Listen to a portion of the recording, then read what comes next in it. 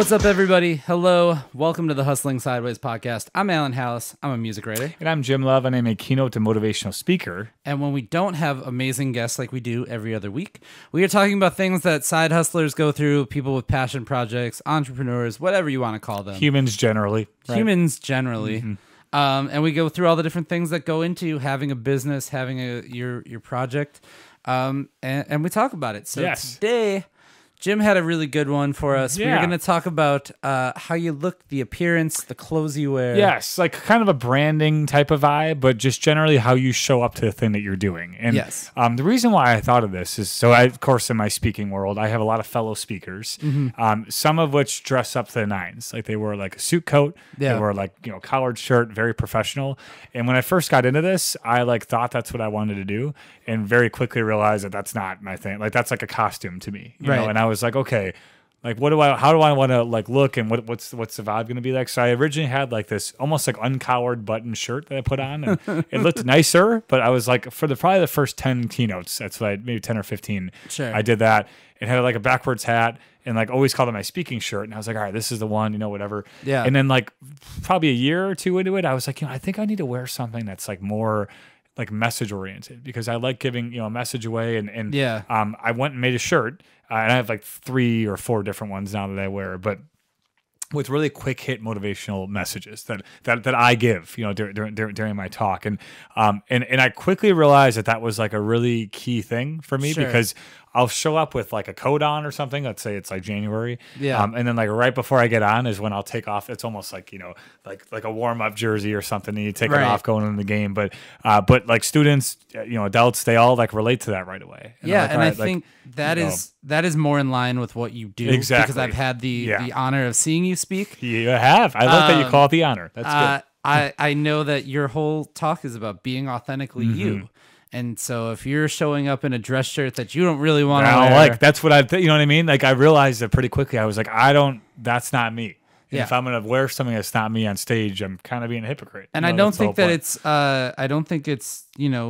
anything that's unprofessional or anything like that. It's you are yourself. Yeah. Now, if I had shorts on underneath it or something, that may be borderline. I don't know what you do with that. That's all you. That's a good point. But as long as you're very public facing, so you have that. You know what I mean? And when I would do your shirts. When I did Zoom talks in 2020, it was only chest up. So you had no idea what I was wearing. By the way, people, if you ever listen, it was slippers and shorts. Anyway, but yes, it is true, and it brings it like a different element and a vibe, and I also I'm not like a generally clean cut person. I wouldn't consider myself to be, like I usually have facial hair, and humble brag, but no, I'm kidding. But I just have a lot of folks that like will, shave that morning and do their hair. And it's just, that was never, so I throw a hat on backwards usually.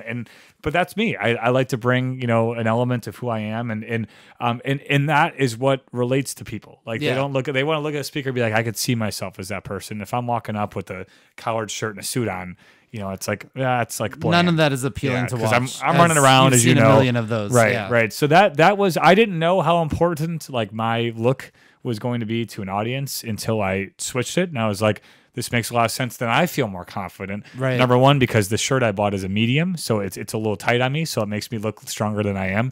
And number two is because the message is important. Number one was kind of a joke, but number two, really, I'm out there. It says "Be you, they'll adjust" is a shirt that I wear pretty often, and it works. It's a quick hit. People are like, huh.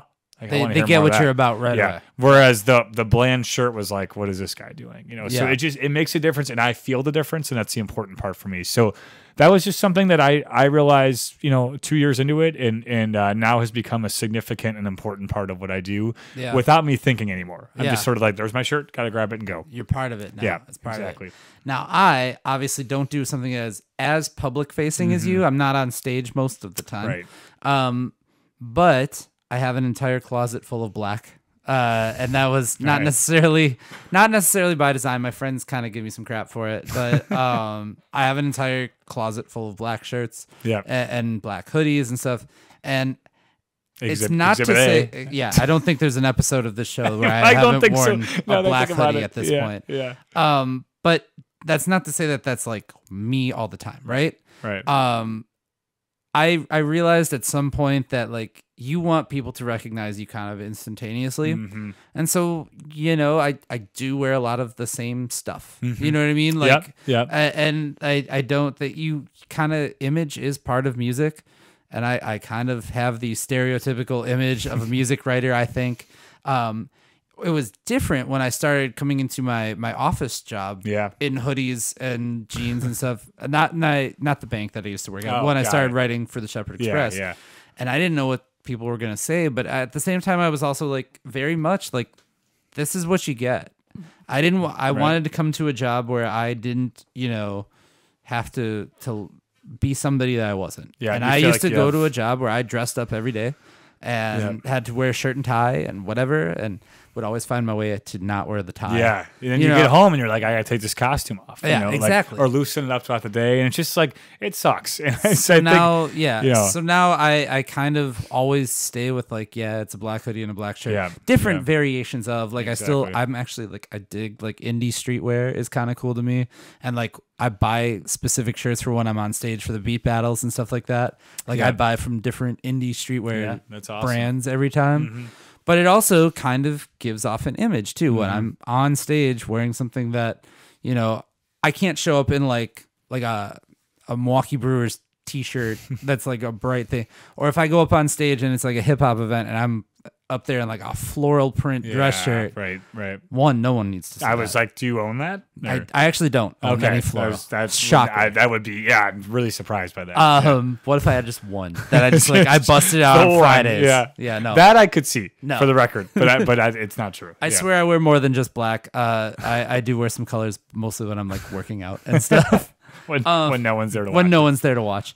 But image is kind of part of what you do. And I mean, I don't know, if you need to take it to that level, but we have, I mean, I don't know if I need to take it to that level. For you, I can certainly see it. Yeah, and it makes sense. And the thing is, like, I would have speaker friends who totally disagree with like my vibe, and I'm like, that's your call. Like this is what I do and how I am, because the old saying is like, dress for the job you want, not the one that you have. Yeah. And in a really corporate setting, sure, I could see that. Now when you're like doing your passion and on whatever it is, you're gonna wear what you want. You wear what you're comfortable in and what you feel like you're the most authentic in, and that's what I found. And I didn't know that until, like I said, a few years in, but when I did realize it, I was like, this is a really important part of what I'm doing, and I need to keep it this way. And then I became more confident in what I was doing, and that's the main thing. If I'm confident, they're going to see that, and it's important. When I had like the dress shirt on, I'm like, hi, this isn't you. And it was pretty clear right away. So I think that branding generally is important, but I think particularly the way that you look to people when you're doing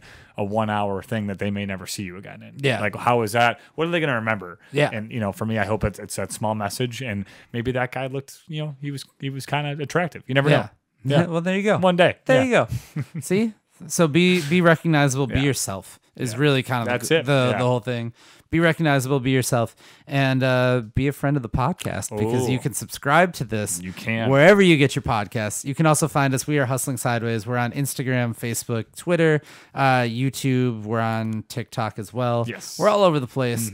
You can also see us at Marquette University, March 16th. We will be there doing a live version of this podcast. We will be. And March 30th. If you can't make the 16th, come out for the 30th. And if you want to be a guest on this podcast, you can do that. You just got to send us an email about your passion projects or your side hustle. Tell us what you do. We want to get to know you.